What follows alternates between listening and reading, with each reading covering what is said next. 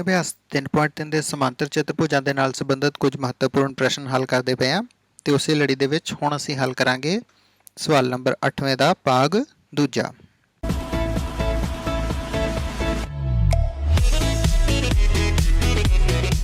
ਸਵਾਲ ਨੰਬਰ 8ਵੇਂ ਦੇ ਭਾਗ ਦੂਜੇ ਵਿੱਚ ਸਾਨੂੰ ਕਿਹਾ ਜਾ ਰਿਹਾ ਹੈ ਕਿ ਸਮਾਂਤਰ ਚਤੁਰਭੁਜ RUNS ਵਿੱਚ x ਅਤੇ y ਦੇ ਮੁੱਲ ਪਤਾ ਕਰੋ। ਆ ਸਾਨੂੰ ਡਾਇਗਰਾਮ ਬੁੱਕ ਦੇ ਵਿੱਚ ਦਿੱਤਾ ਹੋਇਆ ਹੈ ਤੇ ਸਾਨੂੰ ਦੱਸਿਆ ਗਿਆ ਹੈ ਕਿ RUNS ਇੱਕ ਸਮਾਂਤਰ ਚਤੁਰਭੁਜ ਹੈ ਤੇ ਦੱਸਿਆ ਗਿਆ ਹੈ ਕਿ ਜਿਹੜੀਆਂ ਲੰਬਾਈਆਂ ਹਨ ਇਹ ਸੈਂਟੀਮੀਟਰਾਂ ਦੇ ਵਿੱਚ ਹਨ। ਹੁਣ ਦੇਖੋ x ਅਤੇ y ਜਿਹੜੇ ਨੇ ਇੱਥੇ ਇਹ ਨਾ ਤਾਂ ਕੋਣਾਂ ਦੇ ਨਾਲ ਸੰਬੰਧਿਤ ਨੇ ਤੇ ਨਾ ਹੀ ਸਮਾਂਤਰ ਚਤੁਰਭੁਜ ਦੀਆਂ ਭੁਜਾਵਾਂ ਦੇ ਨਾਲ ਸੰਬੰਧਿਤ ਨੇ। ਇਹ ਕਿਹਦੇ ਨਾਲ ਸੰਬੰਧਿਤ ਨੇ? ਜੇ ਤੁਹਾਨੂੰ ਯਾਦ ਹੋਵੇ ਅਸੀਂ ਜਦੋਂ ਆਮਣੇ ਸਾਹਮਣੇ ਦੇ ਸਿਖਰਾਂ ਨੂੰ ਮਿਲਾਉਂਦੇ ਹਾਂ ਤਾਂ ਸਾਨੂੰ ਕੀ ਪ੍ਰਾਪਤ ਹੁੰਦਾ ਹੈ? ਵਿਕਰਣ। ਬਿਲਕੁਲ ਸਹੀ। ਤਾਂ ਜਿਹੜੇ x ਅਤੇ y ਹਨ ਇਹ ਵਿਕਰਣ ਦੀਆਂ ਲੰਬਾਈਆਂ ਦੇ ਨਾਲ ਸੰਬੰਧਿਤ ਹਨ। ਤਾਂ ਫਿਰ ਸਾਨੂੰ ਇੱਥੋਂ ਇਹ ਕਲੂ ਮਿਲ ਜਾਂਦਾ ਹੈ ਕਿ ਅਸੀਂ ਸਮਾਂਤਰ ਚਤੁਰਭੁਜ ਦੇ ਵਿਕਰਣ ਨਾਲ ਸੰਬੰਧਿਤ ਜਿਹੜਾ ਗੁਣ ਹੈ ਉਸ ਦੀ ਵਰਤੋਂ ਕਰਕੇ x ਅਤੇ y ਦੀਆਂ ਕੀਮਤਾਂ ਪਤਾ ਕਰਾਂਗੇ। ਤਾਂ ਅਸੀਂ ਦੇਖਦੇ ਹਾਂ ਕਿ ਅਸੀਂ ਇਸ ਪ੍ਰਸ਼ਨ ਨੂੰ ਕਿਵੇਂ ਹੱਲ ਕਰਾਂਗੇ। ਵਿਕਰਣਾਂ ਦਾ ਗੁਣ ਕੀ ਸੀ? ਇੱਕ ਵਾਰੀ ਅਸੀਂ ਰਿਵਾਈਜ਼ ਕਰ ਲੈਂਦੇ ਹਾਂ। ਮੈਨੂੰ ਉਮੀਦ ਹੈ ਤੁਹਾਨੂੰ ਯਾਦ ਤਾਂ ਹੋਏਗਾ, ਪਰ ਜੇ ਤੁਸੀਂ ਭੁੱਲ ਗਏ ਹੋ ਤਾਂ ਅਸੀਂ ਇਹ ਪੜ੍ਹਿਆ ਸੀ ਕਿ ਸਮਾਂਤਰ ਚਤੁਰਭੁਜ ਦੇ ਵਿਕਰਣ ਇੱਕ ਦੂਜੇ ਨੂੰ ਸਮਦੁਭਾਜਿਤ ਕਰਦੇ ਹਨ। ਮਤਲਬ RO ਬਰਾਬਰ ਹੋਏਗਾ ON ਦੇ ਤੇ SO ਬਰਾਬਰ ਹੋਏਗਾ OU ਦੇ, ਜਦ ਕਿ ਦੋਵੇਂ ਵਿਕਰਣ ਬਿੰਦੂ O ਦੇ ਉੱਤੇ ਘਟਦੇ ਪਏ ਹਨ। ਠੀਕ ਹੈ, ਤਾਂ ਅਸੀਂ ਲਿਖਾਂਗੇ ਅਸੀਂ ਜਾਣਦੇ ਹਾਂ ਕਿ ਸਮਾਂਤਰ ਚਤੁਰਭੁਜ ਛੋਟੇ ਫਾਰਮ ਦੇ ਵਿੱਚ ਲਿਖਿਆ ਹੈ ਪੈਰਲੈਲੋਗ੍ਰਾਮ ਦੇ ਵਿਕਰਣ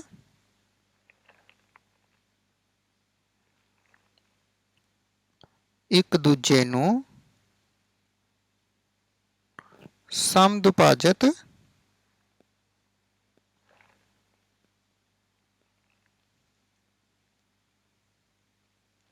ਕਰਦੇ ਹਨ।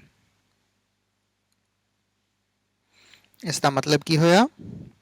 ਇਸ ਦਾ ਮਤਲਬ ਹੋਇਆ ਕਿ SO ਬਰਾਬਰ ਹੋਏਗਾ OU ਦੇ ਅਤੇ RO ਬਰਾਬਰ ਹੋਏਗਾ ON ਦੇ। R ਤੋਂ ਲੈ ਕੇ O ਤੱਕ ਤੇ O ਤੋਂ ਲੈ ਕੇ N ਤੱਕ ਦੂਰੀ ਜਿਹੜੀ ਹੈ ਇਹ ਬਰਾਬਰ ਹੋਏਗੀ। ਤਾਂ ਇੱਥੋਂ ਸਾਨੂੰ ਕੀ ਪਤਾ ਲੱਗਿਆ? SO ਸਾਨੂੰ ਪ੍ਰਸ਼ਨ ਦੱਸ ਰਿਹਾ ਹੈ 20, ਇਹ ਬਰਾਬਰ ਹੈ OU ਦੇ, ਮਤਲਬ y plus 7। ਜੇ B ਬਰਾਬਰ y plus 7 ਹੈ ਤਾਂ ਇਹ ਸਾਡੇ ਕੋਲ ਇੱਕ ਬੜੀ ਸੌਖੀ ਸਮੀਕਰਨ ਬਣ ਗਈ। ਇਸ ਨੂੰ ਅਸੀਂ ਹੱਲ ਕਰਦੇ ਹਾਂ। 20 7 ਨੂੰ ਅਸੀਂ ਖੱਬੇ ਪਾਸੇ ਲਿਆਵਾਂਗੇ, -7 ਬਰਾਬਰ y, 20 ਚੋਂ 7 ਕੱਢੇ 13, ਤਾਂ ਸਾਡੇ ਕੋਲ ਆਇਆ 13 ਬਰਾਬਰ y। ਤਾਂ ਲਓ ਦੇਖੋ ਸਾਨੂੰ y ਦੀ ਕੀਮਤ ਕਿੰਨੀ ਆਸਾਨੀ ਨਾਲ ਛੇਤੀ ਲੱਭ ਗਈ। ਅਸੀਂ ਇਸ ਨੂੰ ਸਮੀਕਰਨ ਨੰਬਰ 1 ਦਾ ਨਾਮ ਦੇ ਦਿੰਦੇ ਹਾਂ। ਹੁਣ ਦੂਜੇ ਭਾਗ ਵਿੱਚ ਦੇਖਦੇ ਹਾਂ RO ਬਰਾਬਰ ON। ਤਾਂ RO ਕਿੰਨਾ ਹੈ? ਡਾਇਗਰਾਮ ਤੋਂ ਦੇਖੋ ਇਹ ਸਾਡੇ ਕੋਲੇ ਹੈ 16 ਤੇ ON ਦੀ ਕੀਮਤ ਸਾਨੂੰ ਪ੍ਰਸ਼ਨ ਨੇ ਦੱਸੀ ਹੈ x plus y। ਹੁਣ ਅਸੀਂ ਦੇਖਦੇ ਹਾਂ ਇੱਥੇ ਤਾਂ ਸਾਡੇ ਕੋਲੇ ਦੋ ਚੱਲ ਆ ਗਏ ਤੇ ਅਸੀਂ ਦੋ ਚੱਲਾਂ ਵਿੱਚ ਇਕੱਲੀ ਸਮੀਕਰਨ ਨੂੰ ਕਦੇ ਵੀ ਹੱਲ ਨਹੀਂ ਕਰ ਸਕਦੇ, ਪਰ ਇੱਥੇ ਸਾਨੂੰ ਘਬਰਾਉਣ ਦੀ ਲੋੜ ਨਹੀਂ। ਜਿਹੜੀ ਇਹ y ਹੈ ਇਹਦੀ ਕੀਮਤ ਅਸੀਂ ਪਹਿਲਾਂ ਹੀ ਪਤਾ ਕਰ ਚੁੱਕੇ ਹਾਂ। ਕਿੰਨੀ ਪਹਿਲਾਂ? 13, ਤੇ ਅਸੀਂ y ਦੀ ਇਸ ਕੀਮਤ ਨੂੰ ਅਸੀਂ ਇੱਥੇ ਵਰਤ ਲਵਾਂਗੇ। 13 ਦੇ ਨਾਲ ਮੈਂ ਇੱਥੇ ਇਕਾਈ ਵੀ ਲਿਖ ਦਿੰਦਾ ਹਾਂ ਸੈਂਟੀਮੀਟਰ। ਤਾਂ ਚਲੋ ਇੱਥੇ ਸਾਡੇ ਕੋਲ ਆਇਆ x plus y ਦੀ ਕੀਮਤ ਆਈ 13 ਬਰਾਬਰ 16। ਹੁਣ ਇਹ ਵੀ ਸਾਡੇ ਕੋਲ ਇੱਕ ਚੱਲ ਦੇ ਵਿੱਚ ਰੇਖੀ ਸਮੀਕਰਨ ਬਣ ਗਈ ਤੇ ਇਸ ਨੂੰ ਅਸੀਂ ਹੱਲ ਕਰ ਸਕਦੇ ਹਾਂ। 16 ਤੇ 13 ਨੂੰ ਅਸੀਂ ਸੱਜੇ ਤੋਂ ਖੱਬੇ ਪਾਸੇ ਲਿਆਵਾਂਗੇ ਤੇ ਬਣਨਗੇ -13 ਬਰਾਬਰ x। ਤਾਂ ਇਹ ਸਾਡੇ ਕੋਲ ਆਇਆ 3 ਬਰਾਬਰ x। ਇਸ ਨੂੰ ਅਸੀਂ ਸਮੀਕਰਨ ਨੰਬਰ 2 ਦਾ ਨਾਮ ਦੇ ਦਿੰਦੇ ਹਾਂ।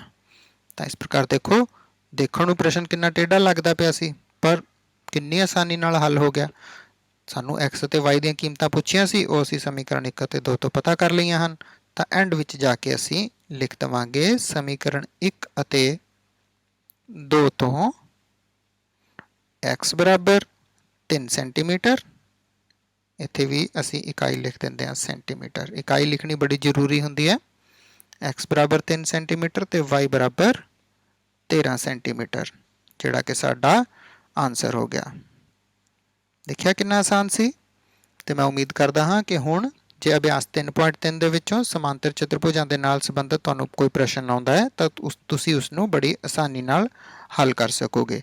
ਤੇ ਤੁਸੀਂ ਦੇਖਿਆ ਹੋਣਾ ਕਿ ਜਿੰਨੇ ਵੀ ਅਸੀਂ ਪ੍ਰਸ਼ਨ ਹੱਲ ਕੀਤੇ ਉਸ ਦੇ ਵਿੱਚ ਜੇ ਕੋਣਾਂ ਦੇ ਨਾਲ ਸੰਬੰਧਿਤ ਪ੍ਰਸ਼ਨ ਸੀ ਤਾਂ ਅਸੀਂ ਗੁਣ ਵਰਤਿਆ ਕਿ ਸਨਮੁਖ ਕੋਣ ਬਰਾਬਰ ਹੁੰਦੇ ਹਨ ਸਮਾਂਤਰ ਚਤੁਰਭੁਜ ਦੇ ਅਤੇ ਲਾਗਵੇਂ ਕੋਣਾਂ ਦਾ ਜੋੜ 180 ਡਿਗਰੀ ਹੁੰਦਾ ਹੈ। ਤੇ ਜੇ ਭੁਜਾਵਾਂ ਦੇ ਨਾਲ ਸੰਬੰਧਿਤ x ਅਤੇ y ਸੀਗੇ ਤਾਂ ਫਿਰ ਅਸੀਂ ਗੁਣ ਵਰਤਿਆ ਸੀ ਕਿ ਸਮਾਂਤਰ ਚਤੁਰਭੁਜ ਦੀਆਂ ਸਨਮੁਖ ਭੁਜਾਵਾਂ ਦੀ ਲੰਬਾਈ ਬਰਾਬਰ ਹੁੰਦੀ ਹੈ। ਤੇ ਜਿਹੜਾ ਇਹ ਵਾਲਾ ਅਸੀਂ ਪ੍ਰਸ਼ਨ ਕੀਤਾ ਹੈ ਇਹਦੇ ਵਿੱਚ ਵਿਕਰਣਾਂ ਦੇ ਨਾਲ ਸੰਬੰਧਿਤ ਸਮਾਂਤਰ ਚਤੁਰਭੁਜ ਦਾ ਗੁਣ ਵਰਤਿਆ ਹੈ ਤੇ ਸਾਨੂੰ ਪਤਾ ਹੈ ਕਿ ਸਮਾਂਤਰ ਚਤੁਰਭੁਜ ਦੇ ਵਿਕਰਣ ਇੱਕ ਦੂਜੇ ਨੂੰ ਸਮਦੁਭਾਜਿਤ ਕਰਦੇ ਹਨ, ਤਾਂ ਅਸੀਂ ਇਸ ਗੁਣ ਨੂੰ ਵਰਤ ਕੇ x ਅਤੇ y ਦੀਆਂ ਕੀਮਤਾਂ ਪਤਾ ਕਰ ਲਈਆਂ ਹਨ। ਹੁਣ ਤੁਸੀਂ ਇਹਨਾਂ ਪ੍ਰਸ਼ਨਾਂ ਦੀ ਰਿਵੀਜ਼ਨ ਕਰੋ, ਆਪ ਹੱਲ ਕਰਕੇ ਦੇਖੋ ਤੇ ਮੈਨੂੰ ਪੂਰੀ ਉਮੀਦ ਹੈ ਕਿ ਤੁਸੀਂ ਇਹਨਾਂ ਪ੍ਰਸ਼ਨਾਂ ਨੂੰ ਹੁਣ ਚੰਗੀ ਤਰ੍ਹਾਂ ਹੱਲ ਕਰਨ ਲੱਗ ਜਾਓਗੇ। ਤੁਹਾਡਾ ਸਾਰਿਆਂ ਦਾ ਬਹੁਤ ਬਹੁਤ ਧੰਨਵਾਦ।